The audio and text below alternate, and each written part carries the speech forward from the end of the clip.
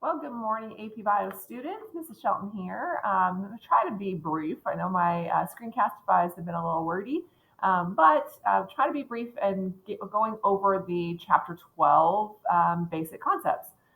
Chapter 12, we're really building on Chapter 11, which was basic Mendelian genetics.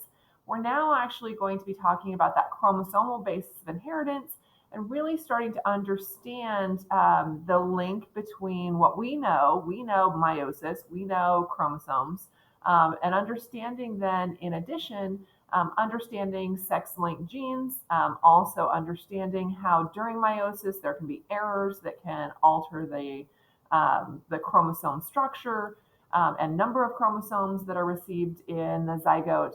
But we'll also then add a little bit more than what your chapter 12 book in your book talks about, which is genomic imprinting and also the importance of mitochondrial DNA.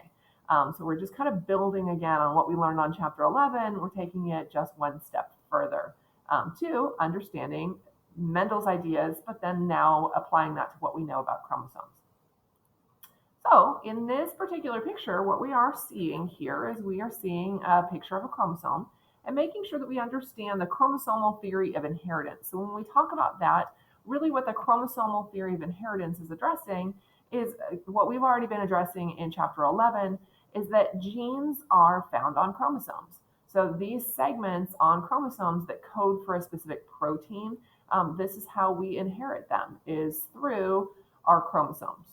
Now, one of the scientists that you definitely need to make sure, actually, let's talk a little bit more about chromosomal theory of inheritance and applying it to what we understood from Gregor Mendel. So remember that Gregor Mendel talked about alleles for a gene. He didn't know about chromosomes, but we know that with alleles for a gene, when he bred a purebred, and in this dihybrid cross, he bred purebred for two traits with a purebred for two traits. And all of the offspring then in the F1 generation then were dihybrids for that. Well, through this, what we can see is we're just talking about meiosis, and that's really what we're addressing here in meiosis is what happens in this F1 generation. So in this F1 generation, if I have two of every allele, I have two of every chromosome. And with this, what Mendel told us is that in the law of segregation, the alleles are going to be separating. What he also said is that the law of independent assortment tells us that these alleles, an allele pair is going to sort independently of the next allele pair because we also understand that homologous chromosomes sort independently. So this is just showing us when we take a look at genes in this dihybrid cross, what we're ending up seeing is that in our meiosis 1, remember we're separating homologous chromosomes. And then in meiosis 2, we're now separating our sister chromatids. And so this is where we get our 1/4 probability of our different combinations. So again, this is just linking what we understood about chromosomes, to what we understand about meiosis and chromosomes to what we understand about Mendelian genetics. Now, there's another scientist, though, that I do need you to recognize, and that is Thomas Hunt Morgan. So Morgan did a lot of work with Drosophila. Drosophila is a fruit fly. And with this Drosophila, it's something a lot like the pea plants. It's really easy to breed them, lots of numbers, high quantities, fast reproduction rate. So it's easy to test genetic inheritance very, very easily. So what he looked at is he looked at fruit flies that showed a wild type. Now the wild type is what was normal in nature. So like, for example, red eyes is the wild type for eye color in fruit flies. But what he noticed, though, is once in a while, there was a white-eyed fruit fly. So this is what he referred to as the mutant type. So any abnormality that appeared in the gene pool in phenotypes was then classified as the mutant type. Now, when he did contribute these notations, when he talked about things being the wild type or the mutant type, what you'll actually see is the wild type all has a plus symbol is what he used. Now, something that he did and he took further is he ended up crossing, and he did this cross with wild type females, and then these mutant males for eye color. And then in the F1 generation, what he found is that all males and females ended up having red eyes. They showed this wild type eye color. But then he crossed the F1 generation, and in the F2 generation, what he ended up finding is that every single red-eyed individual was female, but then there was a 50-50 mix in the males when he checked the male characteristics, that half of the males were showing this white-eyed mutant type. So with that, it led him to the understanding of sex-linked traits. And when we talk about a sex-linked trait or an X-linked trait, it means it is a characteristic that is carried on the X chromosome. And when we understand our sex chromosomes, we remember that the X chromosome in humans, all humans have to have an X chromosome. But if you're female, you have two X chromosomes. But if you're male, you have an X chromosome and a Y chromosome. So one of the explanations for this is that, the understanding then of these sex chromosomes and recognizing that since a male is hemizygous for the sex chromosomes, whatever they get on their X chromosome will always show up. And a female, they still have two of every chromosome, so normal interactions of dominant and recessive still interact in those X chromosomes. When we solve a sex-linked genetics problem, it is absolutely imperative in solving a sex-linked genetic problem that you show the X and the Y chromosome.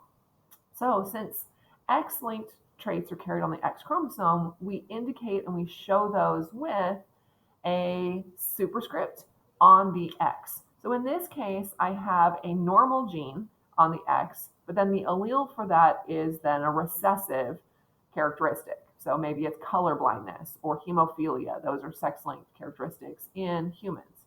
So if I have a normal female who is homozygous dominant, crossed with a male who is colorblind, well, these are the results then of their offspring, where the male is actually going to be passing on this colorblind gene to both of his daughters, but to his sons, he's passing on the Y. So none of the sons in this cross would actually have that particular phenotype. However, both daughters would end up being carriers.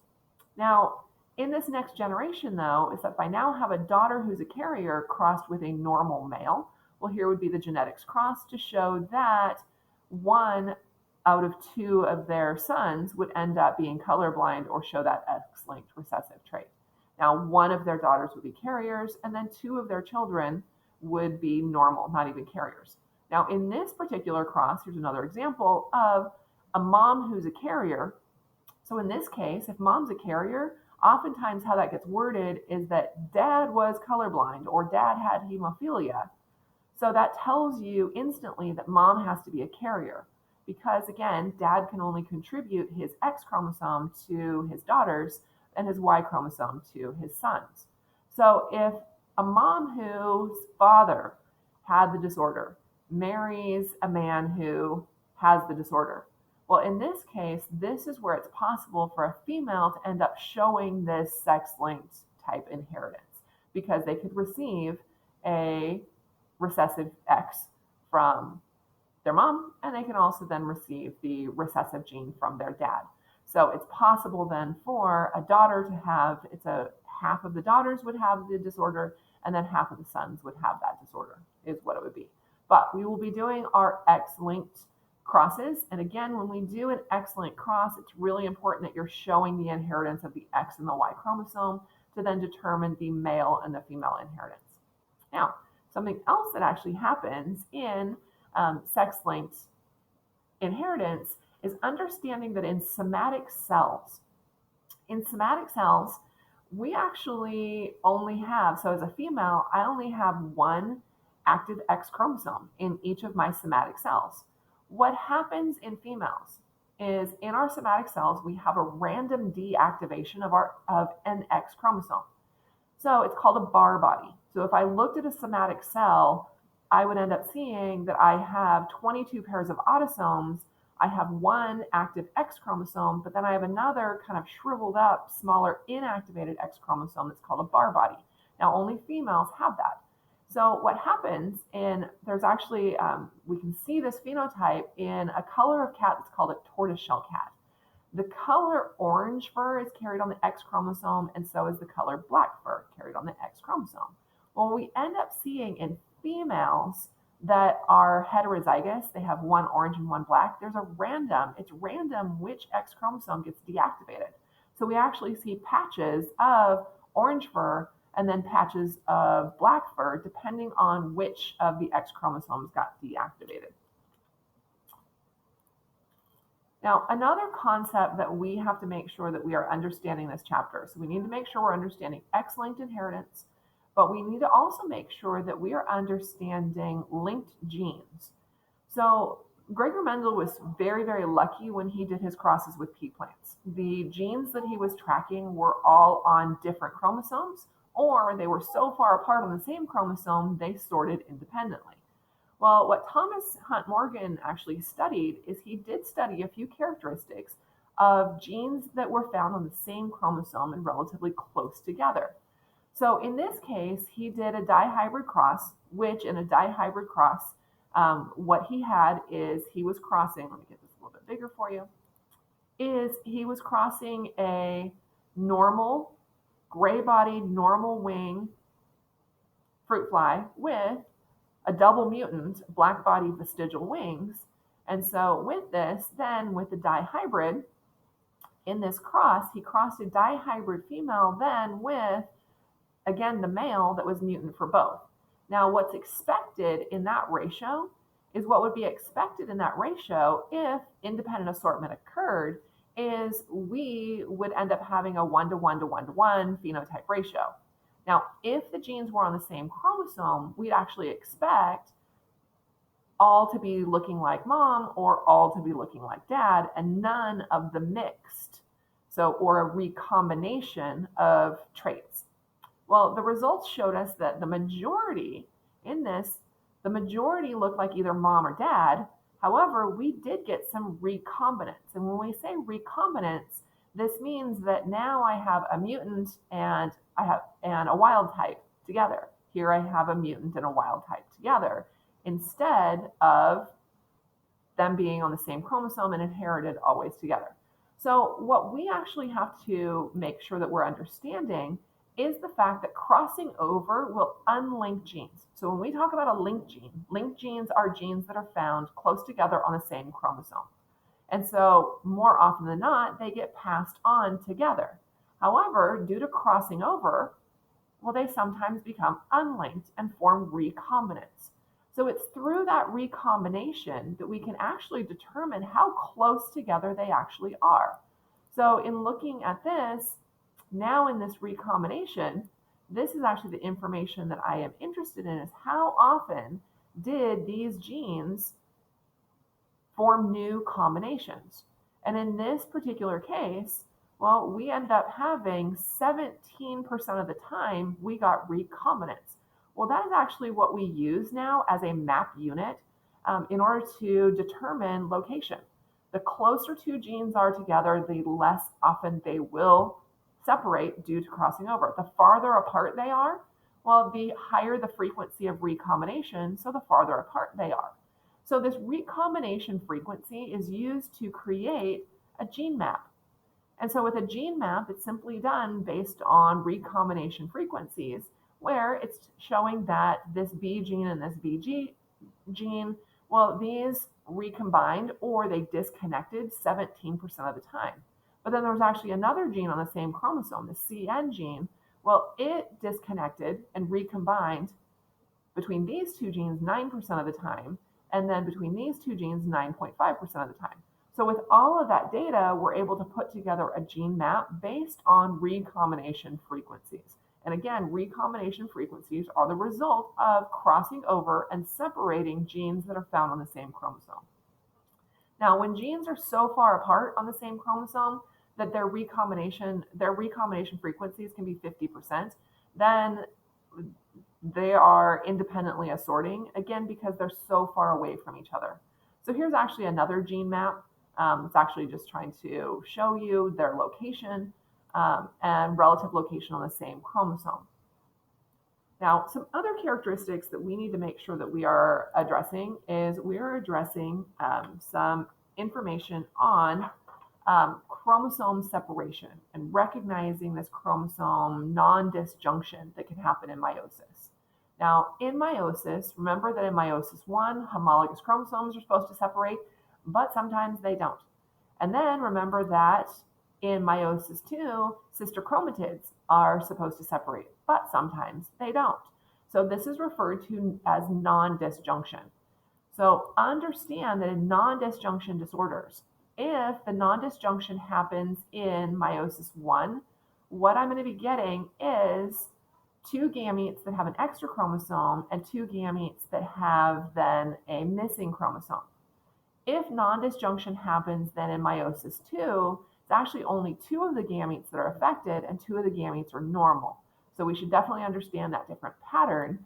But in this unusual number of chromosomes, this is what can lead to different genetic disorders. For example, Down syndrome. The inheritance of 3 chromosomes on the 21st chromosome is actually a non-disjunction disorder that, again, is characteristic of Down syndrome. So when we look at this particular karyotype, this karyotype is showing us that this is a female with Down syndrome because of the trisomy at chromosome 21. Now, something else that can happen during meiosis, in addition to non-disjunction, is we can also get some chromosomal changes that occur. And with these chromosomal changes that do occur, we can have deletions that end up happening. So pieces of, during the crossing over events, well, sometimes one chromosome gets an extra set of DNA, the other one lost a set of DNA, so we can get deletions and duplications happening. We can also get inversions happening, and in the inversion, now a segment of the chromosome actually gets inverted and reverses the order. And also, too, we can get translocations, where a segment of one chromosome actually reattaches to a completely different chromosome as well. So these are large-scale chromosomal mutations that end up happening, but the terms should all make sense to you, is what we should be addressing.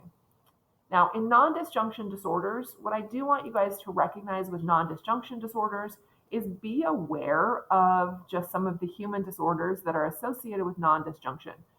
So like we talked about Down syndrome, where Down syndrome is an extra 21st chromosome, but also something like Klinefelter syndrome. If this was a karyotype of Klinefelter syndrome, obviously there would not be the extra 21st, but what we'd end up having is two X's and a Y chromosome here. That would be a normal appearing male, but they actually have an extra X chromosome. So they would actually have bar bodies. Now, a female that actually has a non-disjunction disorder, if there's only one X chromosome here, but no second X, that is actually referred to as Turner syndrome, is what that is referring to. Now, some other terms that you guys should be aware of. We should be aware of just some things that are beyond Mendel and beyond chromosomal inheritance. So one of the concepts that you need to understand is genomic imprinting. And essentially what genomic imprinting is telling us is that it actually matters in gene expression where we got the gene. Did we get that gene from dad or did we get that gene from mom? Because the contents of the sperm or the egg can actually influence then the expression of the gene that ends up being inherited in the zygote. So that's my genomic imprinting. Another concept that we should be aware of is understanding the inheritance of mitochondrial DNA always comes from the maternal lineage, because you always inherit your mitochondria. All of your cytoplasm that you inherit comes from mom in the egg. Therefore, all the mitochondria you inherit has mom's mitochondrial DNA in it. Now, all the rest of your DNA is always a mix of maternal and paternal, but it's that mitochondrial DNA that the inheritance is different and can actually affect gene expression depending on the genes of the mitochondria. Now, last concept that we should be aware of is the concept of epigenetic inheritance. Now, in epigenetic inheritance, understanding there's environmental factors, and they don't cause mutations or any changes, but they can actually influence the expression of genes for many generations. So here's just an example of an epigenetic inheritance of a mom who smoked. Well, a mom who's smoking while she is developing a baby can actually influence what genes are now being expressed in that baby. Well, now that's also going to carry over to the genes that are expressed in her baby, which now carries over to even the next generation because of this imprinting that actually happens from environmental factors. So we're learning a lot about epigenetic inheritance, but again, understand that it's not just the inheritance of a gene on your chromosomes that determines gene expression and phenotype. Remember, there's a lot more always to it. So with that, that was a very, very brief overview of Chapter 12 concepts, making sure we're understanding just the involvement of chromosomes, what we understand with meiosis to Mendel's ideas, but now also understanding our X-linked traits, making sure that we also understand our linked genes, and then also making sure that we understand how chromosomes can actually have large chromosomal mutations that happen during meiosis. And lastly, making sure we're understanding some additional information on like things like genomic imprinting and mitochondrial DNA. So with that, I will say goodbye and I will see you guys in class. Bye.